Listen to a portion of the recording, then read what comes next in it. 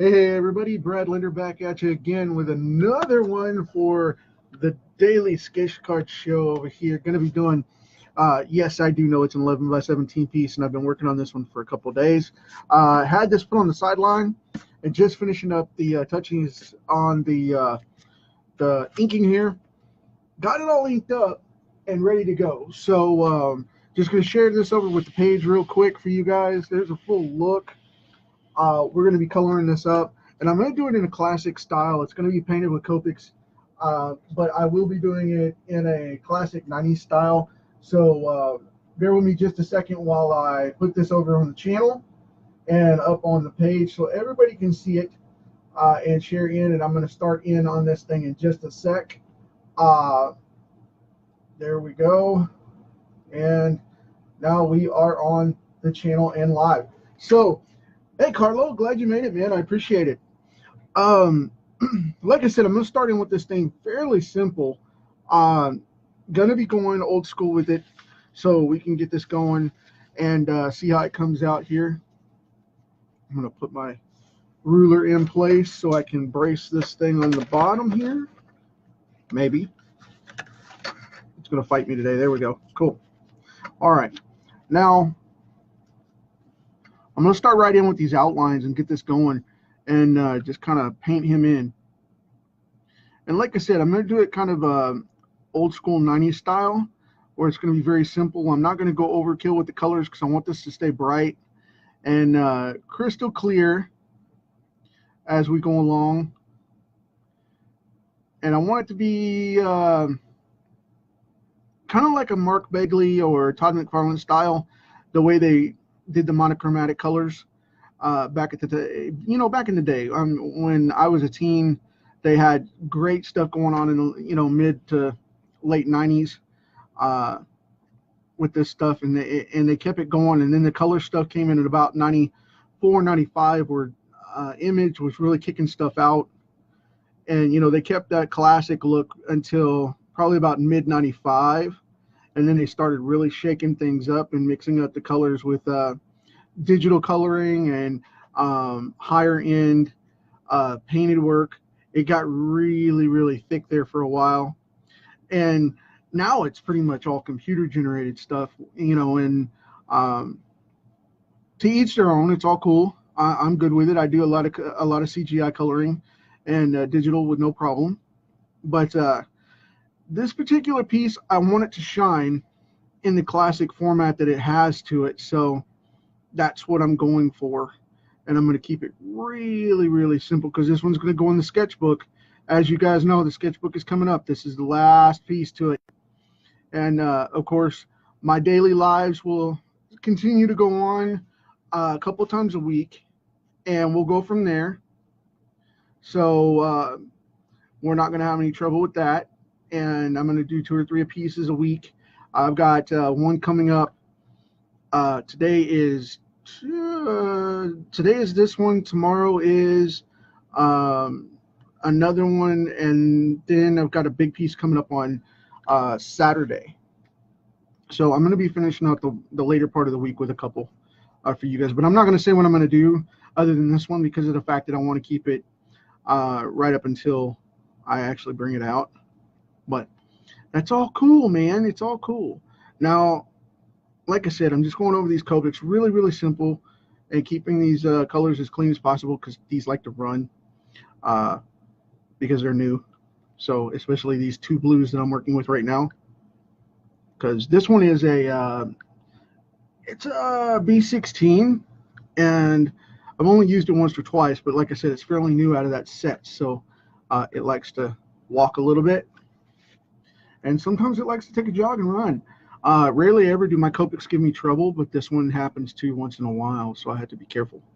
But, it happens. It happens. Live artwork. That's the way it works.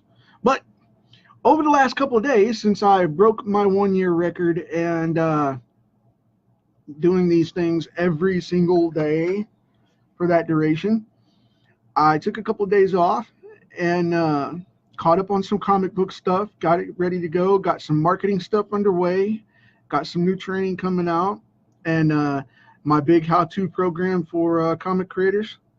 It's going to be pretty cool. I have Relapse coming out with the site this week, finally. Had a little bit of a hang-up. I had a family emergency that I had to handle. I had to take a day or two in there. So that's the hindrance on that. But, hey, I'm not going to go into that. That was, I had to take a personal day. So I apologize for you guys that were expecting it this last weekend. But, yeah, I had to do, the family thing. It happens. And like I said, I apologize for that. But whatever. I hope everybody can understand and respect that. So that's what came up there. So, but anyway, we are knocking this bad boy out. And I am happy with this thing. It's coming along great. And I have to be honest with you guys, I don't know that I'm going to let this one go. I may keep this may be the one piece that I decide to keep for myself. You guys better bid on it when it comes up, because if you don't, and it doesn't go to sale with the Kickstarter as a reward, as a pledge reward selection, I just might keep it. Just might. So, if you see it framed on my wall in my upcoming videos behind my desk, then you'll know that I decided to. Because, there are people that are saying, well, we may not like to do the cards and stuff and blah, blah, blah. And that's just, well, okay, cool. If you guys don't want to have the cards for pledge rewards on the Kickstarter, which is the original plot for this thing, I would love to see it come to fruition and you guys to get those cards. But if not, then they'll stay with me. I love artwork. Love it, love it, love it. And I'm hoping that we won't have any trouble out of it, and that we'll be able to get these things done, because they're going in the sketchbook. And like I said, the sketchbook is coming out. It's Brad Linder drawing superheroes. So, we're going to see how it goes and go from there. But I tell you, man, I am making this sucker happen. Making this sucker happen. Because you're going to get 2 comics with that Kickstarter. You're going to get 2 comics. You're going to get Catman number 4, Catman Evolution number 4, and we're going to have a special print, deluxe print of chapter 1 of Relapse. And then you'll be able to get, which is my webcomic, by the way, if you don't know what that is. And then we've got, we have Lone Rider, Frontier Galaxy, number 1 coming out for that Kickstarter, and it's going to be phenomenal. So you're getting 2 comics anyway with that package. So, yep. But Lone Rider is going to be the primary on that. And Catman Evolution number 4 will follow that up as the secondary part of that package. And I'll be showing pages and stuff on that as we go along. So you guys will get a sneak peek at that. And naturally, I overshot just a little bit here on the thigh, so I'm going to correct this just a little bit. Like I said, I got a small bleed right there. Done. No biggie. All right. And I'm going to get back into this side of the chest here.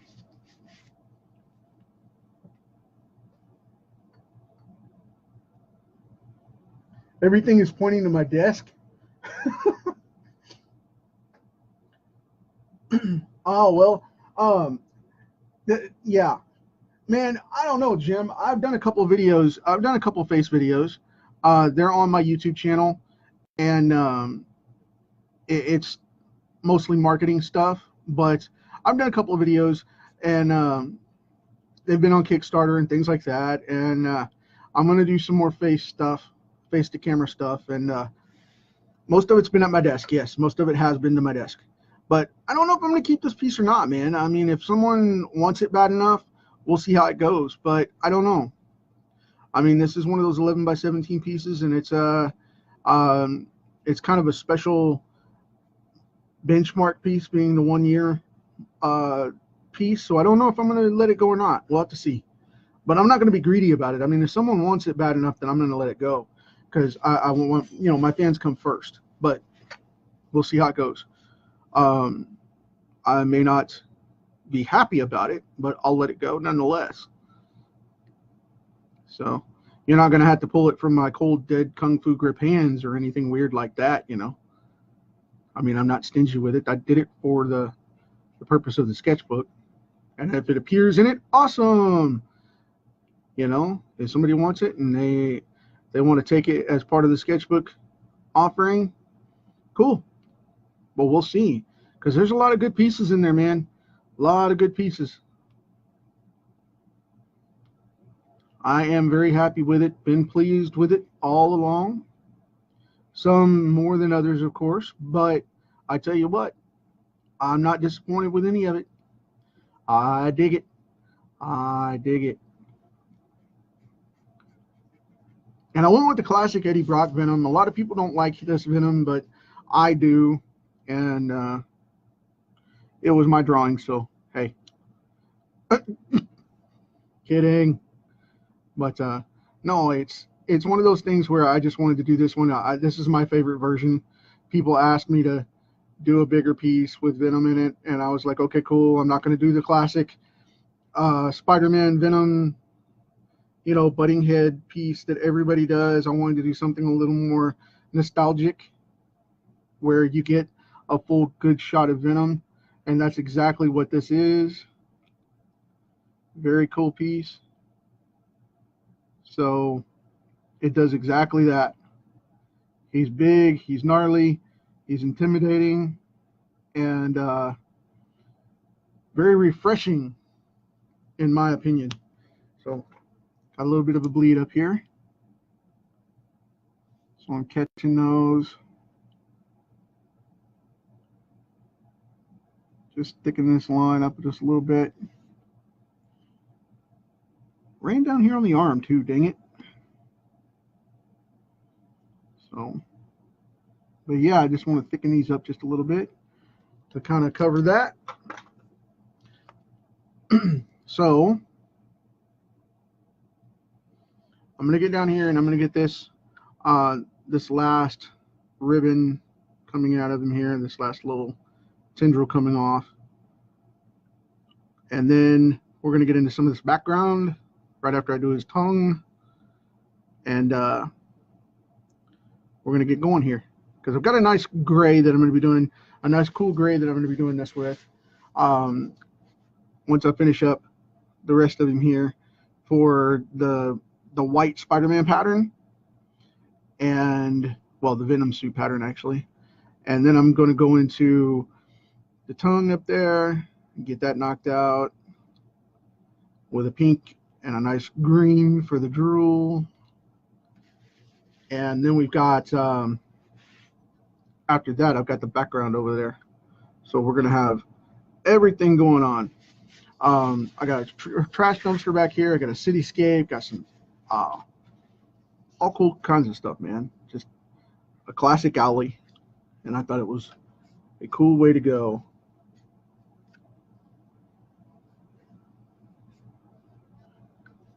I'm going to try to paint this real smooth, real heavy. Get it done in one shot. Boom, boom, boom.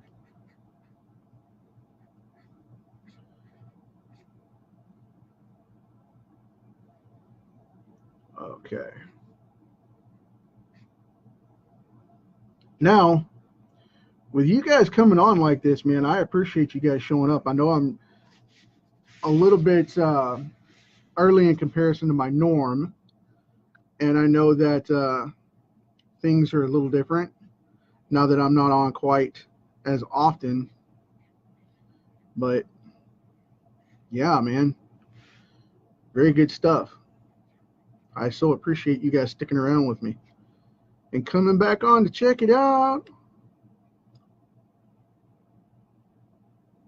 So, and we're almost done up here with this base blue for Venom. Cha-ching, cha-ching, cha-ching, and cha-ching. Nicely done.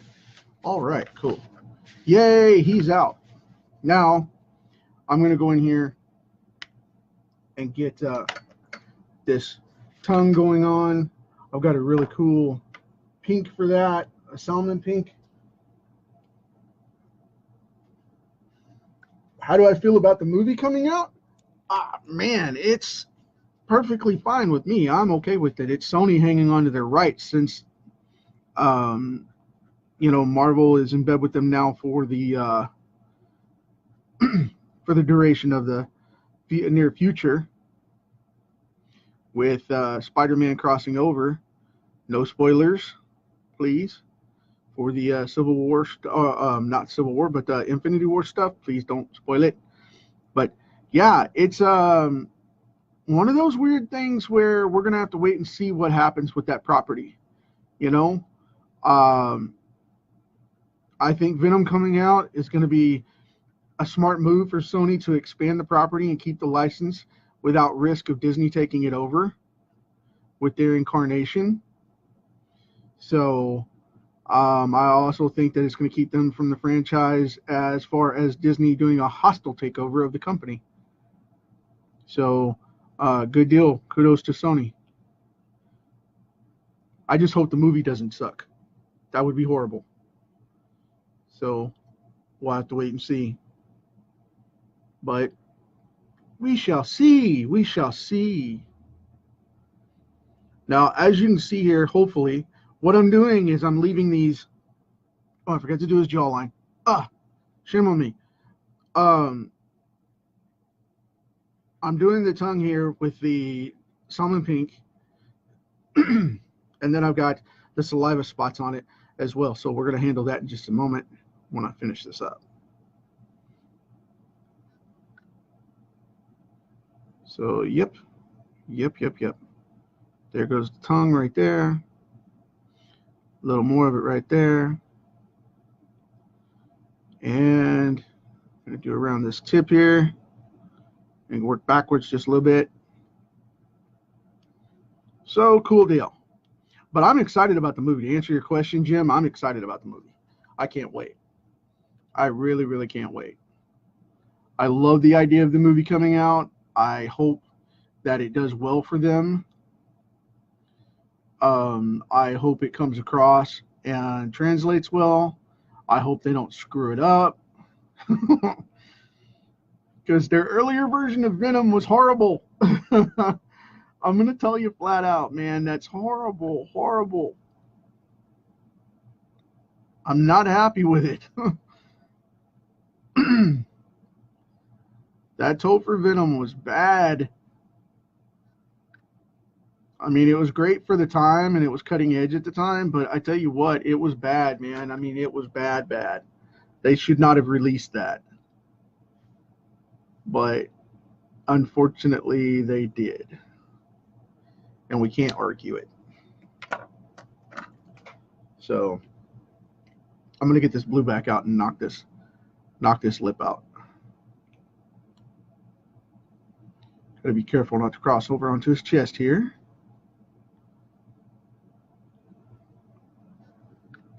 I didn't like it in Spider-Man 3. I didn't like that one. I thought there were too many villains and thought it was too far-fetched, even for a comic book film, and thought it went crazy on us. Thought it went sideways. So now I'm going to go really bright on this. I promised myself I wasn't going to go too dark. I wanted to go really bright and classic with this, so that's why we're going with this kind of green.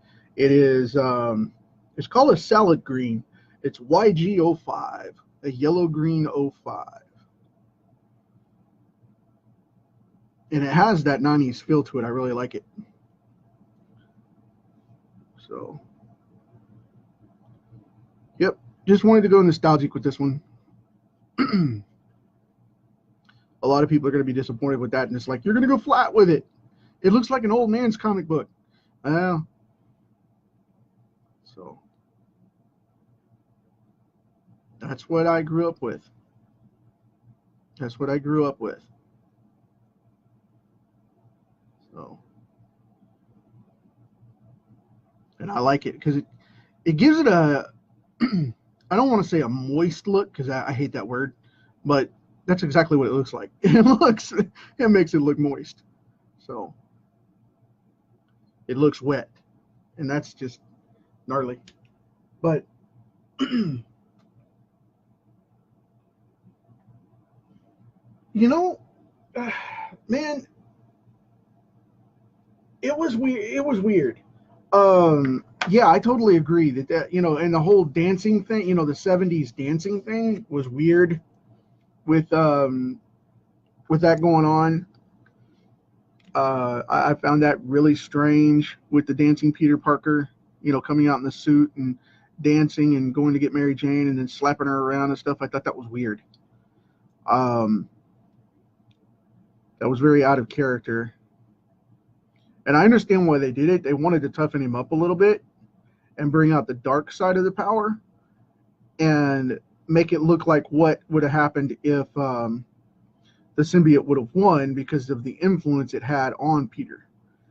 And it's just strange, man. So, they were trying to imply that Peter Parker's got rage issues and that, with great power comes great responsibility. Well, they were saying he was letting loose, is what they were implying in that film. And I had a real big problem with that because of the fact that they were going at him that way. I was like, that's not right. That's not right. Fix it. And they didn't. So I'm hoping now that they will come in and fix it with the new Brock stuff. And I think Tom's going to do a great job with it. I mean, it looks phenomenal. And he's a great actor. I'm not sure if I like the Brooklyn accent too much. But, in the squeaky voice that he has in the beginning. But we'll have to see, man. We'll have to wait and see because that's just the way it goes right now. And they want him to have a squeakier voice instead of being more like the heavyweight New Yorker, New Jersey Bronx guy that they had going on with Brock in the comics. This one's kind of a mousier version, He's like a weak version of himself. And I don't know if I like this incarnation or not. I just have to wait and see. So, but we'll get there. We will get there. I need to pull this gray back out. I have a C1, a cool gray, number 1, and I'm going in on these shadows here, and I'm just hitting the shadows of the shadowed side of the ribbons here for the legs, just a little bit. I'm going to keep this very clean and open because I do not want to start messing with this too much. As always, I just want to kind of get it going and give it a little life and move on. I'm going to kind of reflect on that tongue a little bit right there. And then just kind of shade this in and move quick. Because I do not want to start messing with it too much where it drowns it out because I'm keeping this very simple and very light anyway. So I'm going to kind of move through this really quick and kind of add that edge to it. Give it that little undertone.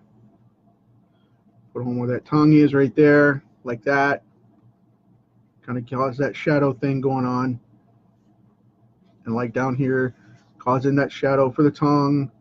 And a little bit over here maybe. And that's it. Done. Now moving down. I'm going to go old school with it. Just go around the outer edge and shade everything for the edges. Make those pop very quickly.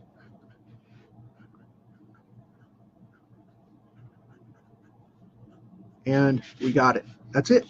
That's as easy as it is, man. Now right here, I go heavy shadow right there on the rib cage of the curve. Go under here just a little bit because of the arm. So we're going to block out and leave that little ridge of light on that side. But I'm going to block it down just a little. So it looks like his arm's in the way. That kind of thing.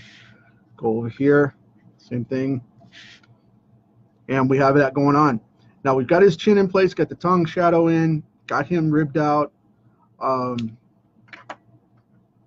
Missed a little spot here on the hip. There we go. Now, do a quick sweep here, make sure I got all the blue in. Good deal. Pull the camera back down. Because now what we're going to do is I'm going to start on this, this dumpster here. I've decided that I'm going to go with the C4, a cool gray on there. Hey, Phil, glad you made it, man. You know, out of the, I don't know, man. Deadpool came from the Fox line, the 20th Century Fox line. So I don't know if you can really compare the two or not, because, you know, the X-Men stuff came from Fox and not from Sony. Sony has Spider-Man, Fox has the X-Men. So, you know, it's little apples and oranges there in the rating and the system as to what they'll do. So you know, it's kind of hard to, even though it is a great movie, it is a different studio, so you can't really compare the creation and you know, the dynamic of how they pulled it together, because it's not one studio. But I mean, as comparison to the movie to movie, yes, absolutely, you're spot on. I totally agree that it's a pain in the butt, and that Deadpool came out perfect. But as far as that goes, with them working together and pulling it out, I don't know, man. I'm kind of fickle about keeping studio to studio in comparison, but that's just me too, though. So you have a right to that opinion. But just like I said, for sake of argument, for me, I don't go head to head like that, movie to movie, because it's a different creation process. Different creation process. So pull this camera down a little, where you guys can see where I'm at.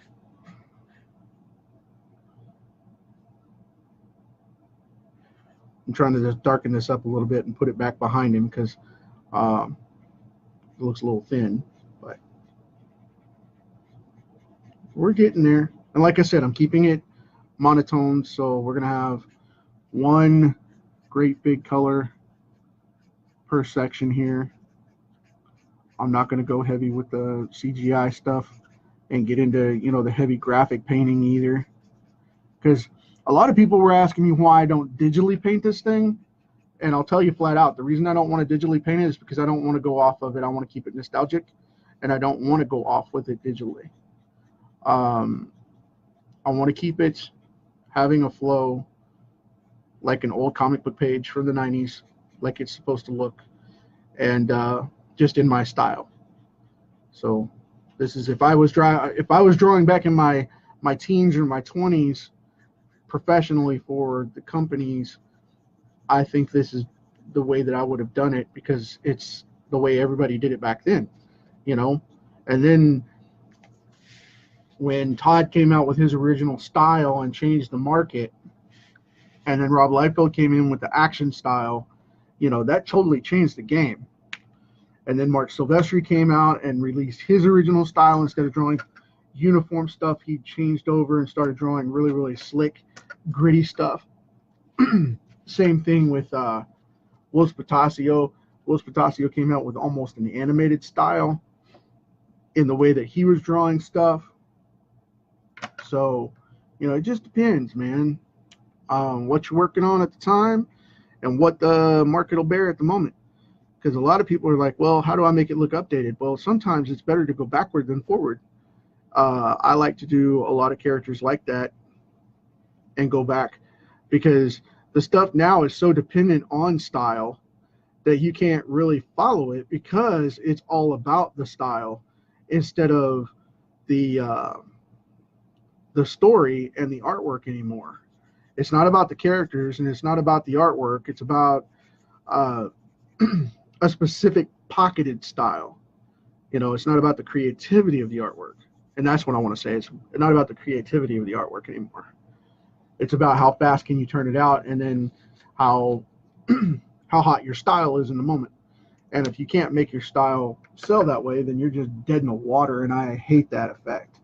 I really hate it when they do that. So now I'm going to turn this down here. We're going to go up this way, because what I'm going to do here is I'm going to go in which is really cool E55. And I'm just going to color this brick, this stonework, really smooth here, like this. And sometimes, you know, like I said, sometimes less is more. Sometimes older is better. Sometimes forward is better going backwards. You know, sometimes forward is backwards.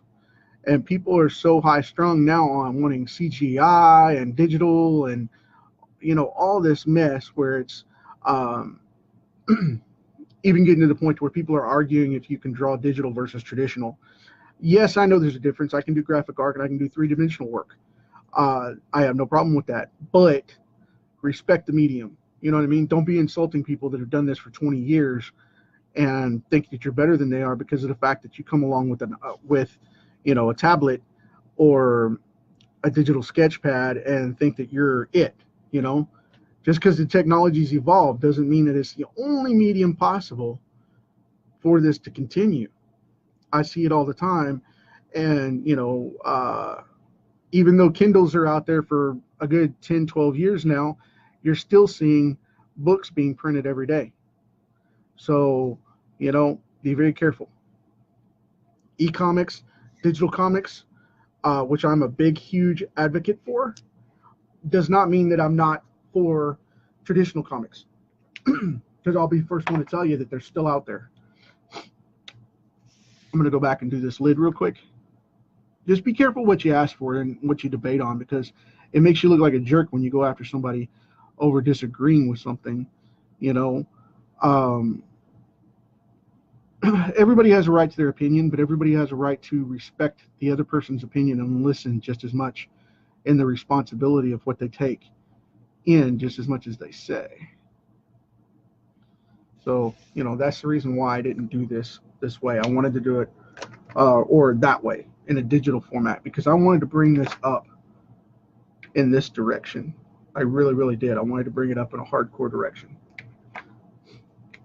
as a traditional color type of format. So, and a lot of people are bent about that because it's like, you're not coloring comics. Yes, I do. I color comics all the time. I prefer hand-drawn comics and I prefer hand-colored comics to the digital stuff that you can't read, or if it looks like a kindergartner did it on a generator, a character or comic generator, rather than a full-fledged artist going in and doing the work. Yeah, I got a problem with that. I got a big problem with that. If it looks like a video game from 30 years ago and you're calling it CGI animation, I'm sorry, but you know, you gotta take the good with the bad, because Warner Brothers did that same thing. I'm sorry if you saw the Justice League and you saw Steppenwolf in there. God, man, he was horrible. Horrible.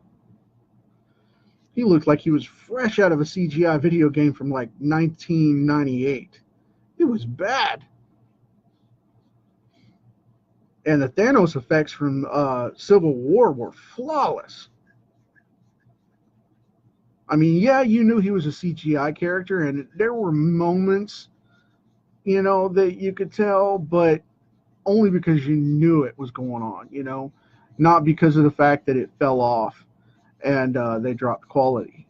Their quality has been growing and growing, and they're killing it. And everything in there looked great. Still can't tell if the however, if you haven't seen Infinity War yet, spoiler, okay? I'm going to talk about it a little bit for just a minute. But there's something in there I got to address because I'm doing this character. All right? There is a scene where they have these alien war dogs come out in the Wakanda field. Okay? Were those or were those not Venom symbiotic aliens? I have no idea. But I got kind of a Venom feel off of those, a vibe off of those things because of that. And I found that very interesting to see that happen the way it did. I don't know if you guys agree or not. I don't know if you guys agree, but I think they were like Venom type of characters. That's the vibe they had. I found it very intriguing. Now I'm going to go classic on this and go with a purple background on this building. And it's just going to be a violet, no biggie, because I'm going to mute the background here. And I think this is a great way to do it with a really cool, nice violet blue. More of a purple, but it is registered as a blue because it's BV11, just to letting you know. But I wanted to go this way because of the fact that I wanted to get this going and show that this was a really cool classic look. And comics were all about the color, man. Comics were all about vibrant colors. And it wasn't supposed to be reality, okay? That's why they did that. Everybody was like, the old comics just used whatever and just threw it together and blah, blah, blah. Yes, I know that they filled in whatever paints they had and used stock paint all the time. But the point was, comics were supposed to be a fictional escape, okay, traditionally. And, you know, that's one of those things where people just get way too bent about it and get attitudinal when they shouldn't. But anyway. But yeah, as far as the Infinity War things go, I thought it was a great film. I thought it was a great effect. And Marvel's dropping the ball sometimes. In their direct DVD animated stuff, it's pretty bad. If you look at some of the newer stuff like the Iron Man Hulk or Hulk Iron Man, whatever it was, that's CGI, and it's about Iron Man and the Abomination, and Stark comes in to help him, and it's just, oh gosh, please, somebody just go up and slap him. That's exactly what needs to happen. Whatever director did that, and it was his idea, I'm just like, you're wrong. You're so wrong. For shame, for shame. So, because it's bad. It's bad. And the dialogue is awful. I don't know who that was written for. It's hard to watch. It is hard to watch, people. And I'm telling you, it is not pretty. Yeah, it's just bad. But anyway, I'm not a director. I don't work at Marvel. I'm not an executive. I have no idea or say over that. I have no idea. I don't work for Disney. I don't know if that was pre-Disney. That could have been one of the Marvel mistakes that made them lose out to Disney. I don't know. But I'm telling you, it's bad. You can watch it on Netflix if you have Netflix. It's on there. But I tell you, you're gonna be highly disappointed, and you're gonna want your time back. And if you watch it as my recommendation or referral, please understand, I don't want you to come griping at me saying I want my time back because you took it. Watch it at your own peril, because that's where it's at. I'm just forewarning you. Watch it at your own peril, because yeah, that is where it is. I'm going to go with a nice dark green here. This is a pea green. And I'm going with this one because of the fact that, like I said, I want to go nice and muted in the back, nice and toned down. Typical 90s style. This is right there, man. I mean, all those, you know, the big Amazing Spider-Man and Spider-Man solo series that McFarlane and Larson and Mark Begley was on. This is the way they did it for a while there. You know, it was bright colors in the front, muted colors in the background. The characters popped, and that was the graphic style of the time, and I'm really getting that. So that's what we're looking at here. I hope you guys are digging this, because you'll be able to go look at those pages in comparison to this thing when it's done. And you'll be like, man, that could have gone in a book. You're good, man. You're good. It's awesome. So, all kidding aside, that's where we're at. Now, I'm going to go into the next phase of this by coloring in. I know I didn't color in the debris yet. from the can here. But what I'm going to do now is I'm going to get on these massive bricks. So I'm going to turn it this way so we can see what's going on here. And then I'll pull this down where everybody can see.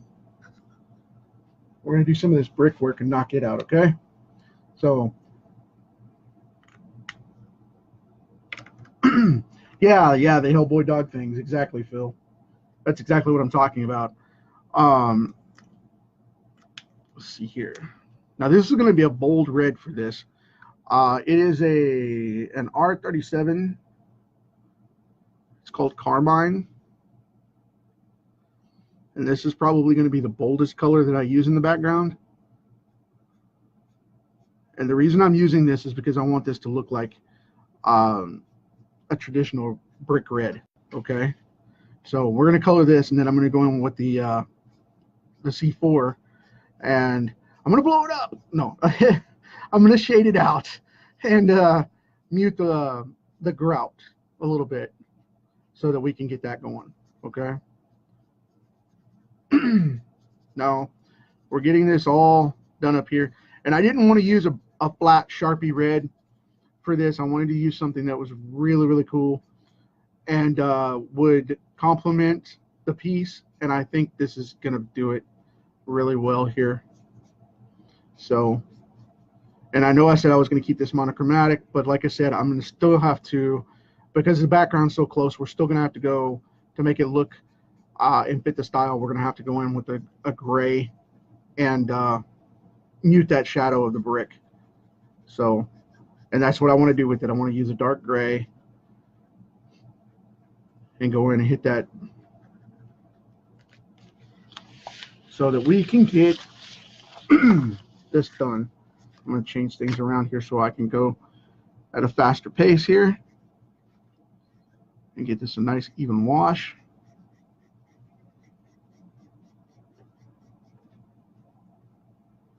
Just checking to make sure I'm still on camera. And this is only my first pass, so don't freak out. It's like, that's watered down. Yeah, I know. I'm not killing my brushes by doing this, by the way. It gives me a firm, decent coat without killing my brushes, so I don't crush my tips and so I don't use up all my ink in one shot. So if you're doing this, go over in one pass like this, back and forth, get it over with and get it down, then rotate your tip. See how it's bent there a little bit? Rotate the tip, and that way you don't dry out your pen and use it all up, because you can kill a marker going over this and saturating the paper, and then all it does is sink through, and then you don't have anything. Don't do that. Don't do that. Now I'm going to go down this edge here, and hopefully I won't have to touch up too much.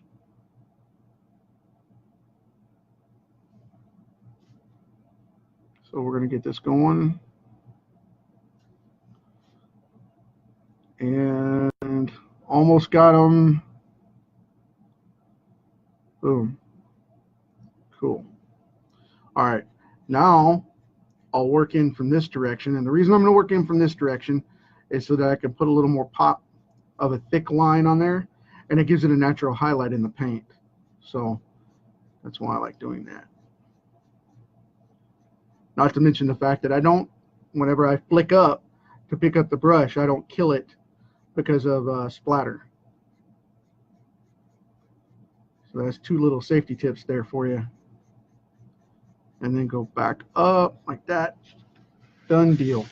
Now I'm going to go over here to this side. And where's my blotter? Come here. Got a couple of pins falling off the desk I'll have to grab now, but that's okay. But I am going to map this out just a little bit real quick. Boom, boom, boom. No biggie. Keep the tendrils in front. Do not cross over. And very delicately go around that blue edge with that real fine black line right there guarding it. Get up in that corner. And go around. And out, out, out, out, out, out. Done deal. Wow, he's so talented. So anyway, we've got that going on. Now I'm going to go up here on finishing up this arm here. And there we go. Cool. Now we've got a little more.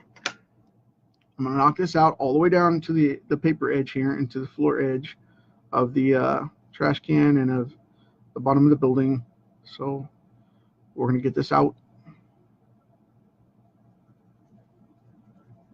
And I left this on purpose. You'll notice there's a little bitty nick right there that should be black. And I left that on purpose because 9 times out of 10, the inkers wouldn't flesh that off right there to leave that highlight for the dark side there instead of leaving it. And it's supposed to be like a natural silhouette around it to hold it off. And they would leave a little white line around him, and I don't want to do that. I want to go old school like the comics did, to where it looked like he's actually in the image. Well, what I did was I pushed it back a little bit like it's a reality punch for him to come over the line anyway, and barrier break or panel break, as it's called in the industry. And I just wanted it to look a little more with a little bit more of a harder pop and a little bit more oomph. So that's why I did that. But I left that there on purpose. I didn't miss it. I did do that on purpose so that you guys could see that. That's a little trick because it's an optical illusion. When you break panel, if you bend out the panel just a little bit like that in places where you can, like I said, I could have accented that, just gone down, accented that black and left a little ridge there and left it alone, and it would have been great, but it would have broke the illusion because it would have outlined him. So I would rather bend the border barrier and go for it and do a panel break that way, rather than risk breaking the illusion of the character coming out from having it trimmed out and outlined. Because then it'd make him look like a like a cartoon, or like a cartoon cell, or like a coloring book cell, where it was outlined, and that would irk me. I wanted this to look like a comic book page, so that's what I did. I went all out for you people, man. The things I do. The things I do. And on a serious note, though, oops, I overran just a little bit of blood right there. So now I got to fix that. Great. It bled over onto my trash can, so I'll have to block that out. But that's okay because it's a black spot anyway. But anyway, I'm mapping this out real quick along the paper line here so we can get this going. And this goes down around here to the edge of this box and this piece of paper here. We've almost got it. And I don't mind making mistakes when I'm live like this. Everybody freaks out about it, and it's like, oh, I ruined it. Nah, man. I've seen guys just wad up the paper and throw the stuff away and start completely over. Oh, I ruined it, and then they'll go back and delete the video. And they've had like 500 hits on the thing, and they'll trash it and throw it away. I'm like, why? Let me show you how to fix that. Look. Let me show you how to fix that. Boom. Done. Gone. Hey. Now, let's take a look at him real quick and see what we've got. Okay? It's looking pretty good. So far, so good. I'm going to let that sit and dry for a second. I'm going to stack my page back up here. And I'm going to let that sit and dry for a second. And what I'm going to do, pop in my pressure foot here on my table so I can get the ruler in place. There we go. Cool. Now, I'm going to come back in and grab a blue and do that sky real quick. Yeah, that up there. And I need a super light one. That'll work. Because I don't want it to be, I want it to be a soft blue. I don't want it to be crazy. So what I'm going to do here is I'm just going to map this in real quick.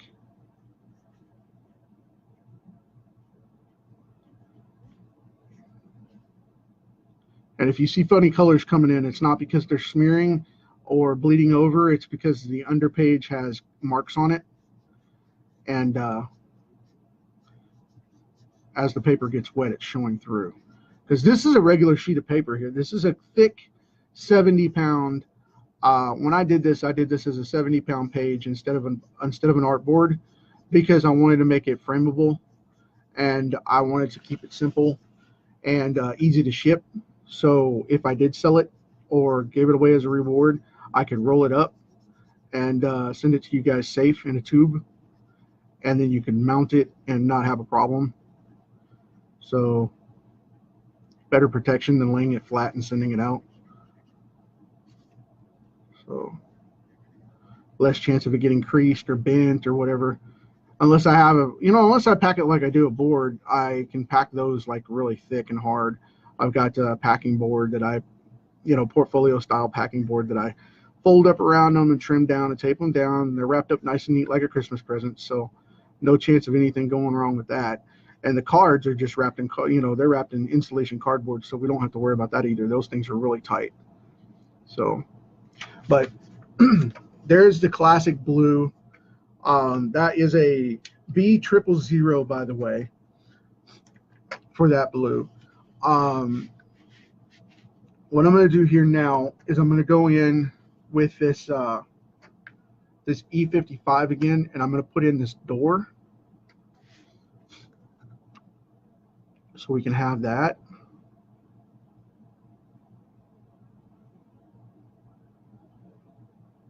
And I'm not sure what color I'm going to paint that door yet. I think I'm going to paint it the same color as the brick red, just to throw it off. So it'll put another pop of color back there. No. I don't think I'm gonna.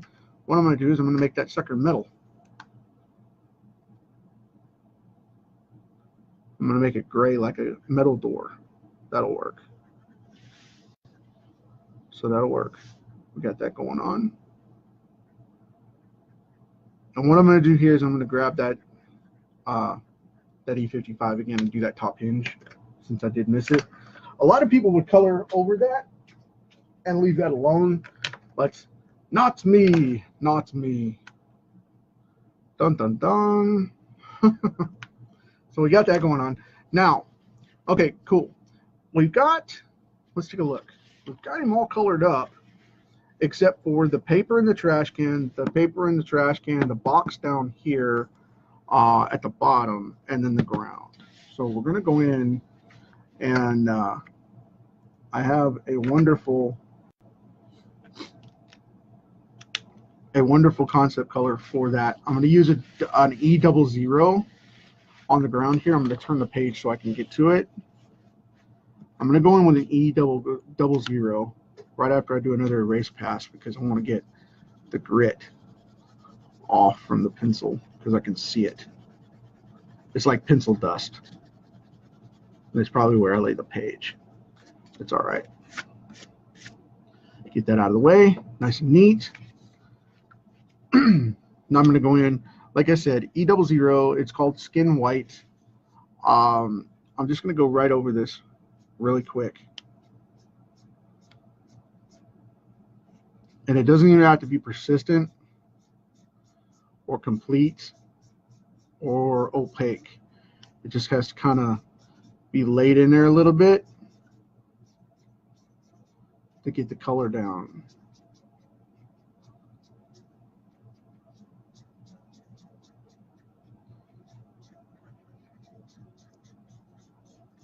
And I'm going to leave this kind of raw because I want it to have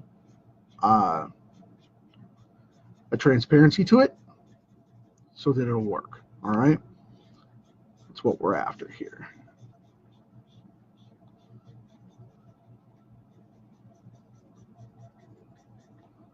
Okay.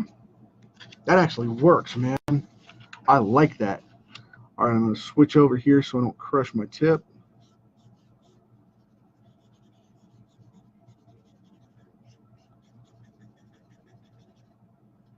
I'm going to color over that box a little bit because I'm going to color it dark brown anyway. That's okay. And then you may notice I've got the rat back here underneath the dumpster, which I'm okay with that too, because then what I can do is go in and get that done and color him up. And then I'm going to make his beady little eyes back there. So we have that going on, right? And this is a sand dusted alleyway to keep it from mucking up and stuff. And what I'm going to do is I'm going to go in with this E55 again, and I'm going to go over here and I'm going to hit this box and get it done, making sure you guys can see that, because it's a perfect cardboard type color.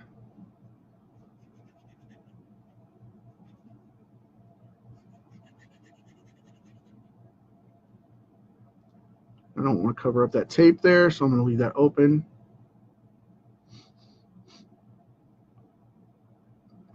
And then I'm going to put like a cardboard ring, like the trash can sitting on a cardboard base. And the reason I did that is because some of those old trash cans used to have holes in them, and they would leak, and the city would charge you if you wouldn't put something under them.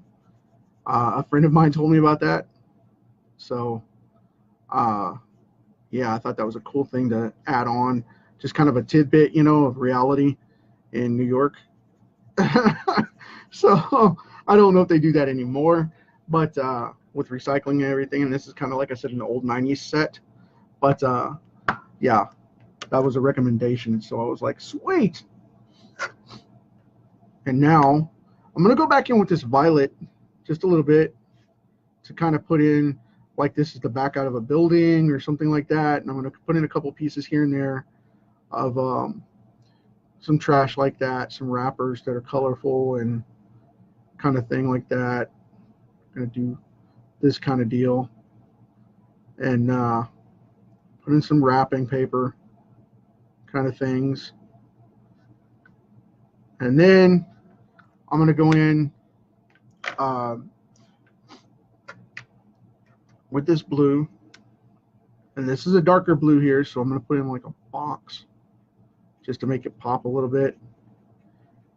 And I know a lot of you guys will be like, you should have used that one for the Venom blue. So I'm going to add in some blue like that because I want it to look reminiscent of this being the same building, same trash kind of thing. So we got that going on, and then maybe another piece right up in here kind of deal like that. And now I'm going to use some of this green. I like to use vibrant colors like this because when they switch, it pulls them all together. You know, it pulls them across the page and pulls them all together. And I love doing that, especially for nostalgic type stuff like this. Now I'll leave that open. We'll put one over here. Say this is a green box that's crushed down in there, sticking out of that dumpster right there. And this may be like some paper off of it or something like that. And then we'll come in with this warm 2, and I'll put this over here because this will bring that wall in over there. This will bring that wall together.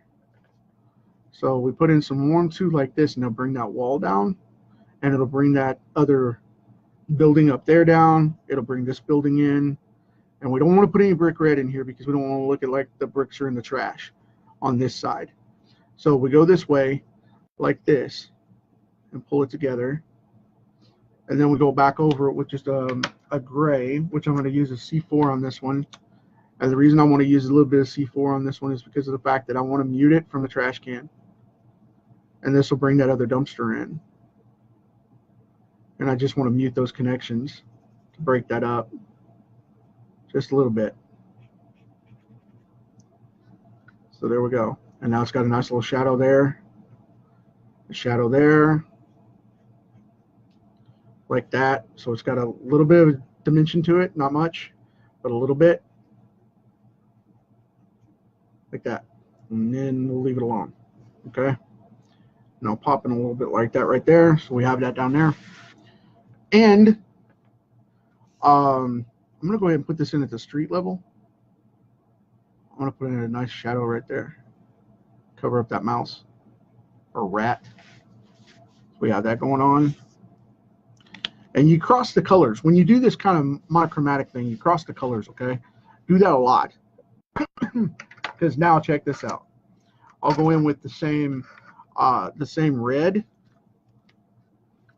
that I used before, and I'll pop in a piece of red paper over here like this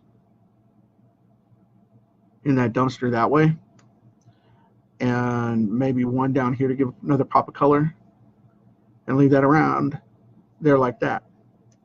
And now what will happen is I'll have all that going on, where this will come in and say, okay, here's the thing with, you know, this, that, and the other. It'll pull it all together. Now the blue will pull down, it'll tie in Venom, and it'll pull down from the top as well for the sky. So that's the reason we're going to go that route. Oh, I got that going. We got a couple of white pieces of paper in there too. That's cool. Now I want to pick up that C4 again because I want to do the city street right back here.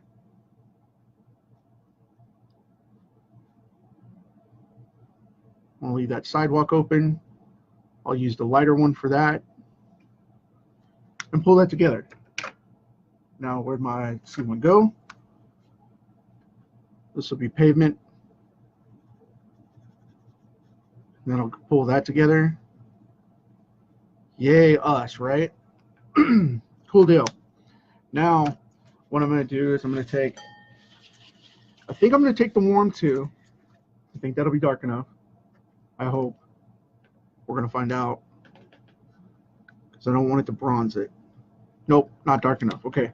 I need the E55 that I pulled from before. Let's see how that does. Yay, cool. All right. Now we've got the brick tone that we want. So what I'm going to do is I'm going to go in with this one. I'm testing it out here. Make sure that I like it before I go full kill. Yeah, it'll work. Okay, cool. I just don't want it to dry bright brown on there and be weird looking later, you know. So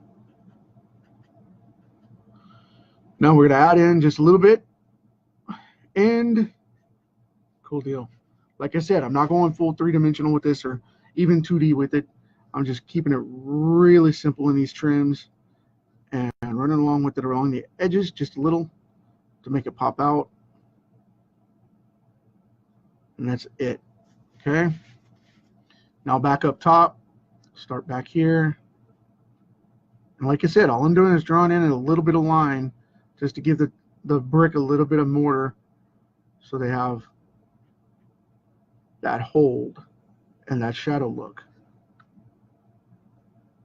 And they would do this with like dark blues, dark maroons, dark grays, dark purples, whatever the colorist thought looked good, and it would pop it out. For me, I prefer to use something a little more along the same theme, so it has that hold to it.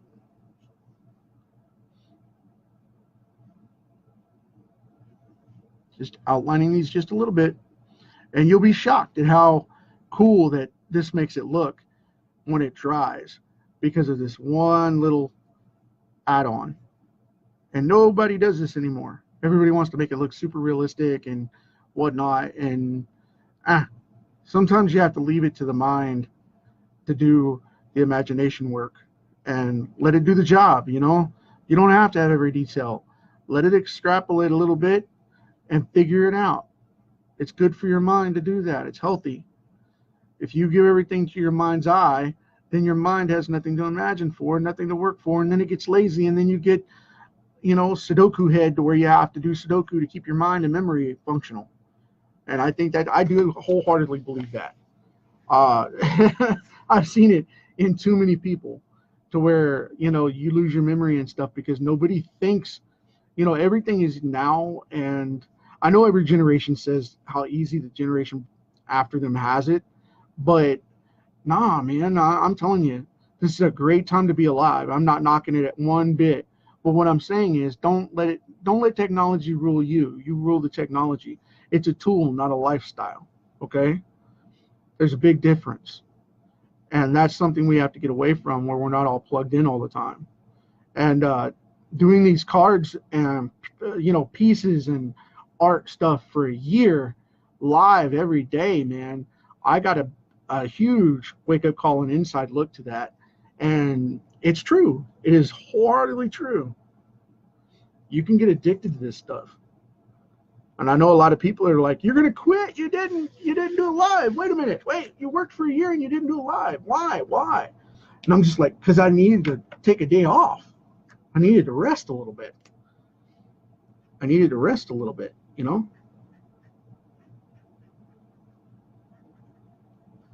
Okay, cool. So, with that said, people, I'll put a little mark on the tape here. I'm going to kind of make it look like duct tape. Not box tape, but duct tape. So, and now I'm going to go in and add a little bit of a rim shadow on this, like that. I'm not going to go in crazy with it, because like I said, that they didn't do a lot of that back in the 90s. Shading came along later, where it was heavy, in this particular book and this style. So I want to keep it reminiscent of that. And there we have it, folks. We have Venom. He is colored up. He is done. I hope you guys did it. I hope you hung out with me. Hope you did. I hope you did. Hope you did. Hope you made it. Hope you made it. And I hope you dig it along the way. And I hope everything's cool with you. And that's another one for me. However, I am going to go through one more thing because I do want to get this going. I'm going to go in with a little of this pea green here and go right over this. I'm going to show you an old school thing they used to do with the McFarlane style comics. They used to go over their grays with greens and blues to kind of pop them out for shadows like that. Isn't that cool? Very neat, right? Now, I said I was going to color in this rat underneath here. There we go. Cool deal. He's underneath there. And just to make him even creepier, give him red eyes. Now, we got all that going on. You can see the little rat under there. And we have everything going on, people. This is it. And it took a little over an hour from start to finish, and that's because I puttered around. But anyway, hope you guys dig it. This is another great piece done. This is the last one for volume 1 for the 1-year project of the sketchbook. And now I'm going to put this thing together and get it out there for you ASAP. And one of the cool things I'm going to be doing, I'm still going to be doing this a couple times a week, like I said, 2-3 times a week. So hang with me. I'll post a little bit beforehand. And I'll try to post it a couple of days in advance if I can, if I know what's coming. But I don't want to post so far out that you guys forget it. Anyway, this is where we're at. As I always say, I hope you have a great one. This is a fantastic planet that we live on. This is a great roller coaster ride that we call life. And we need to stock the shelves for the party to continue for the next generation. Talk to you guys next time. Take care.